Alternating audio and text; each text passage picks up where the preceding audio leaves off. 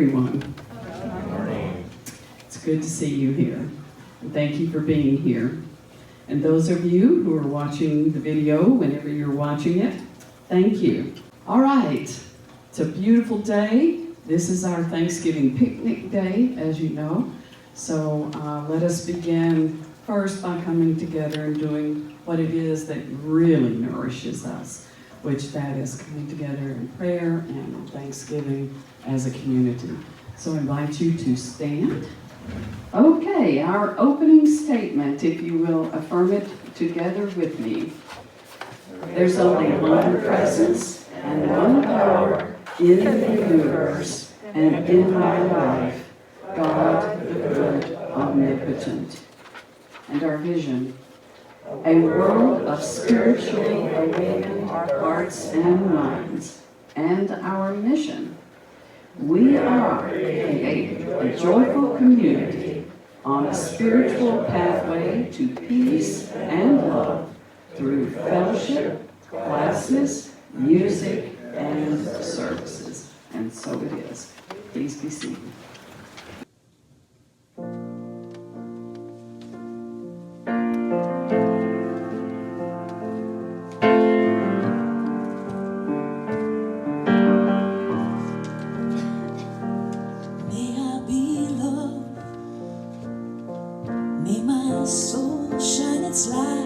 Even in the darkest days, the hardest nights, and may I know peace and call it my own. With each breath I breathe on this journey home, may I feel grace.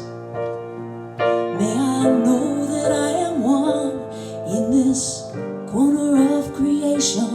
Together we are greater than our sum. And may I live each day with a song of thanks pouring from my soul on this journey home. May I see through the brokenness, be part of the blessing just beyond.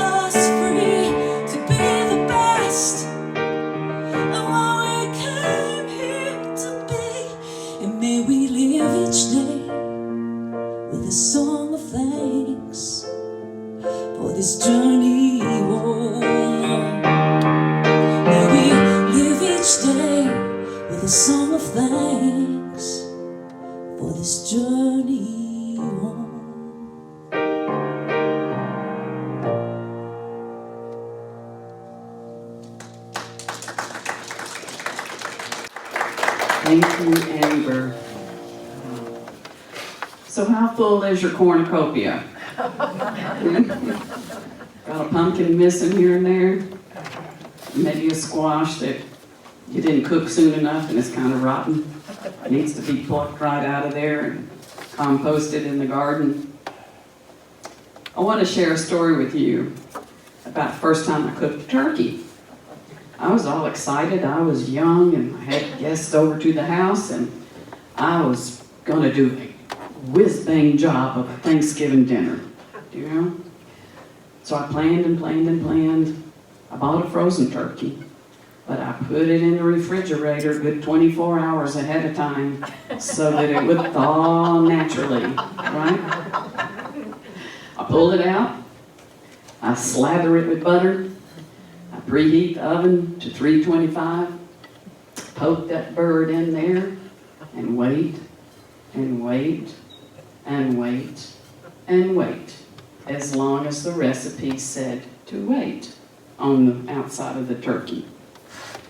So I pulled it out, put it on this gorgeous big platter, and plopped it down on the table in front of family and friends.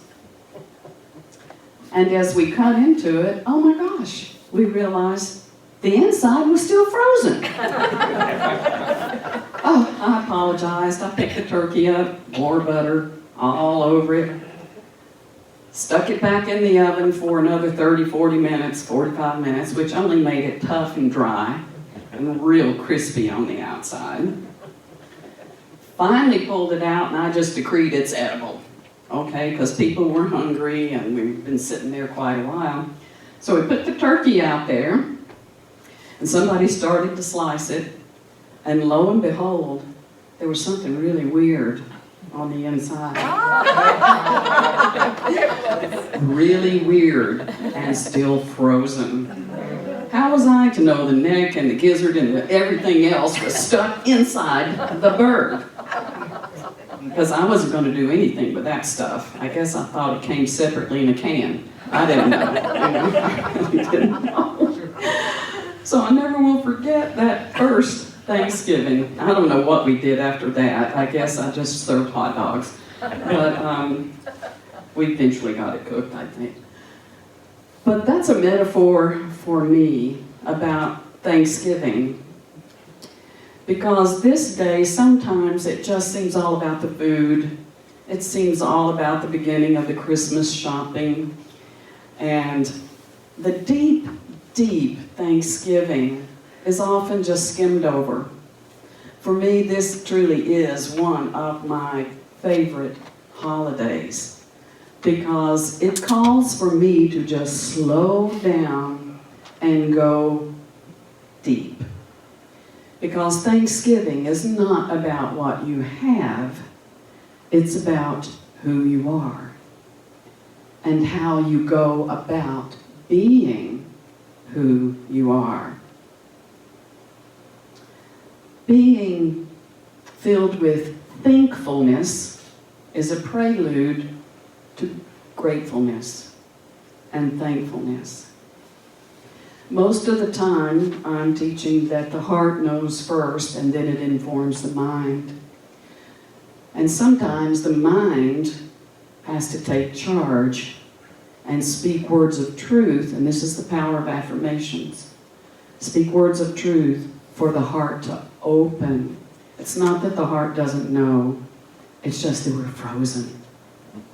We've got a little bit of frozenness on the inside. Maybe there's some cut off parts of us that are stuffed inside and hidden away. And we look nice and done on the outside.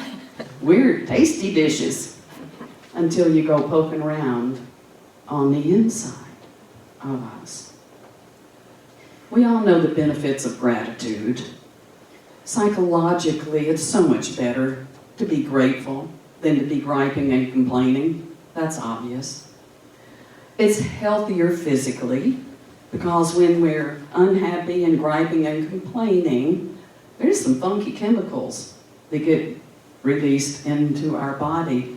And when they are sustained over a long period of time, that outpictures as an uncomfortable body.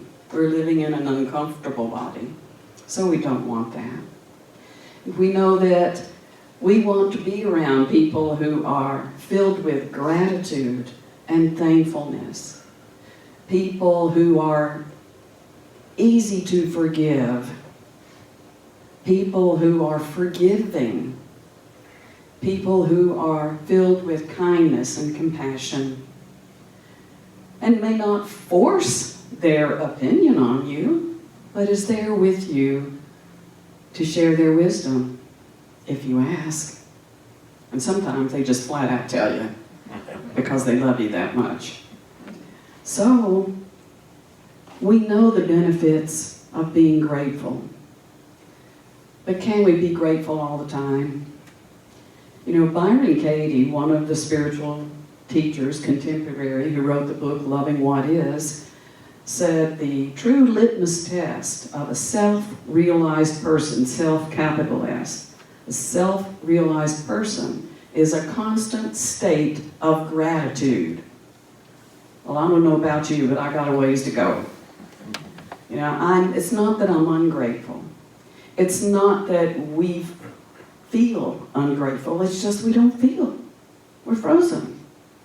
We say things like, oh, well, I'm glad I got a roof over my head. Yes, but do you love your roof? You know, well, I've got a car to drive. Yes, but do you enjoy driving your car? Does your car give back to you? See, we're in relationship with everything. Every single thing, person, and place. And this is what we're learning in frequency. There's a vibration that we're in tune with, or we're not. And when we are in tune with the vibration, it's easy to be relaxed in this world. It is easy to be forgiving and kind and loving and grateful because nothing needs fixing. There's a deep, deep level of acceptance. So Thanksgiving is a time for me that calls for going a little bit deeper and not just naming a list of names of people that you're grateful for, or a list of things that you have, or places you've been, things you've done. And, oh, that's good to be grateful for all of that. But what's underneath that? What is underneath that? What is underneath that is a thank you to God, is a devotion, a life of devotion that keeps us in a state of gratitude no matter what. And we all know, every single soul in this room knows all about the funky stuff that can happen in life. We've had it happen to us on various occasions. How quickly can we forgive it, release it, heal it, be willing to forgive it, release it, and healing, and ask the Great Spirit to move through us and do it. You know, we can't do everything by ourselves. We are can-do people. However, in my opinion, it's better to be surrendered people with faith in God to make all things come around right, at the right time, in the right way. And for us to be grateful for every opportunity to meet people, to be prosperous, to be of service, to have fun, to take an adventure, every opportunity to grow through the painful stuff.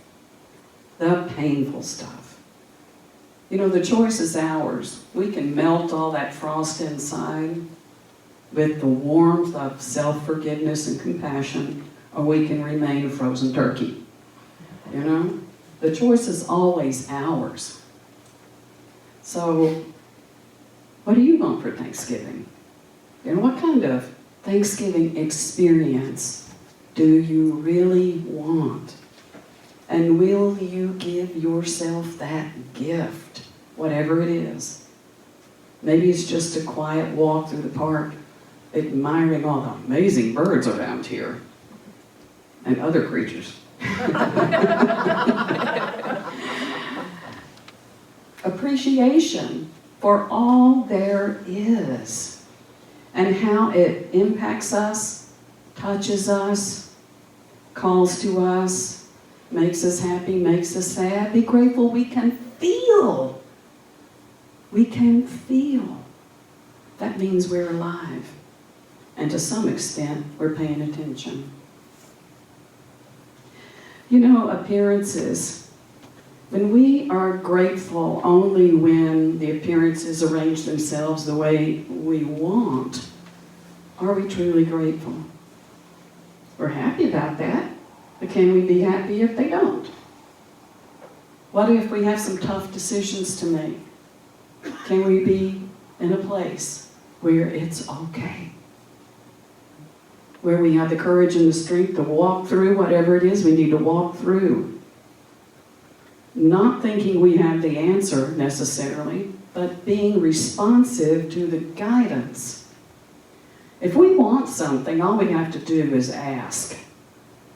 Ask and we receive, to the degree we are willing to trust the answers we get. By doing that, we bear great fruit. And our cornucopia can be very robust. For today, I want to read a story. I like reading stories. I like telling stories. But this is one, rather than just paraphrasing, I want to read it word for word.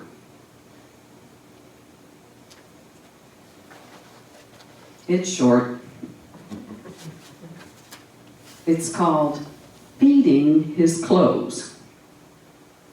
And it's about Mullah Nasruddin. Have you heard of Mullah Nasruddin? He's the embodiment of the wise fool. There are many, many, many stories that use Mullah as the character. Rumi used him a lot. Okay, here's the story. Feeding his clothes. The Sultan had a sumptuous feast at the palace. Mullah Nasruddin watched as finely dressed guests arrived at the palace gate. He fingered his tattered rags and compared them with the elegant silks and satins on the people who entered the festivities. His stomach growled with hunger. He thought about the fine food served at the banquet. Led by his stomach, he walked up to the gate and presented himself to the guards. Since by custom, hospitality demanded that he not be turned away, the guards allowed him into the feast. The guards, however, ushered him discreetly to a seat at the very end of the banquet table. Delicious food arrived on great trays carried by well-groomed servants. By the time the trays arrived at the end of the table where Mullah sat, they were empty. Mullah sadly left his unused plate and wandered out the palace gate. He went to the home of a rich friend and explained what had just happened. Mullah asked, "May I borrow a fine suit of clothes?" The friend gave Mullah rich clothes and an expensive turban to top his elegant attire. Mullah returned to the palace and presented himself at the gate. And when the guards saw him so well dressed, they did not recognize him. Thinking he was a visiting prince, the guards bowed low before him. Respectfully, the guards escorted him inside and seated him at the head of the table. More trays of food arrived, and servants piled delicacies on Mullah's plate. Before long, everyone was staring at Mullah. He had rubbed curry into his sleeve. He had poured wine on his turban. He had smashed roasted eggplant all over his cloak. Finally, the guest seated next to him was moved to awkwardly inquire, "Pray tell, but why have you rubbed messy food into your fine attire?" "1,000 pardons," said Mullah, "if my clothes now look the worst. But it was these clothes that brought me all this food. It is only fair that they be fed first." Are we feeding our clothes? Are we feeding our gratitude based on appearances? Do you know Mullah was feeding his appearance first because that got him what he wanted. But the guests and the Sultan were also feeding the appearance. They didn't look beyond to see that there was someone at the table that wasn't being fed. This Thanksgiving, let's look beyond our appearance of what we have and what we don't have and what we lost and what we hope to gain and all of that. And just realize that the miracle of being here, and being with each other. The miracle that the universe is going to support us. Universe. I like that. It's going to support us if we allow it. If we allow it. Those hidden parts inside, we first have to retrieve them. We have to look at our woundedness. And in order to heal all the ways we've been wounded, we must remember that there is a part of us inside that has never been wounded. Never been wounded. Is whole and free and shining like the sun. We have access to that place. Let us go there, and from there, give thanks. And so it is, and so we let it be.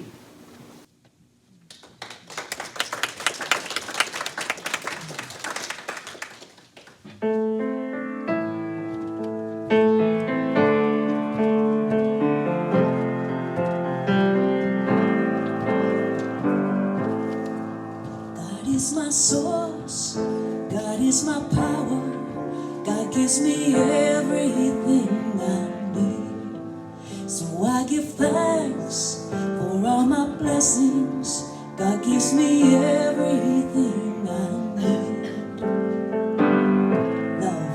Love is my source, love is my power, love gives me everything I need. So I give thanks for all my blessings, love gives me everything I need. Peace is my source, peace is my power, peace gives me everything I need. So I give thanks for all my blessings, peace gives me everything I need. God is my source, God is my power, God gives me everything I need. So I give thanks for all my blessings, God gives me everything I need. God gives me everything I need. God gives me everything I need.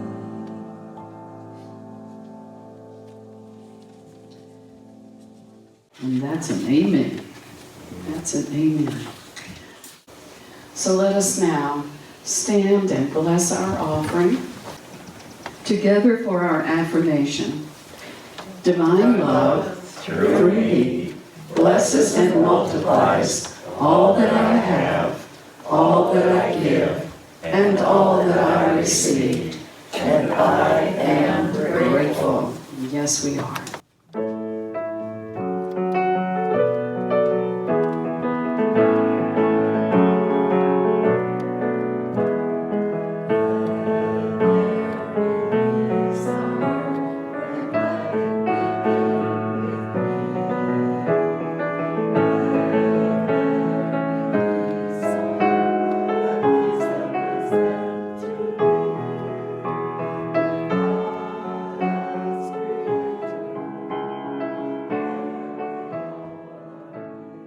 The light of God surrounds us.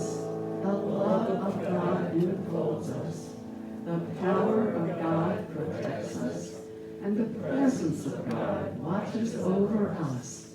Wherever we are, God is.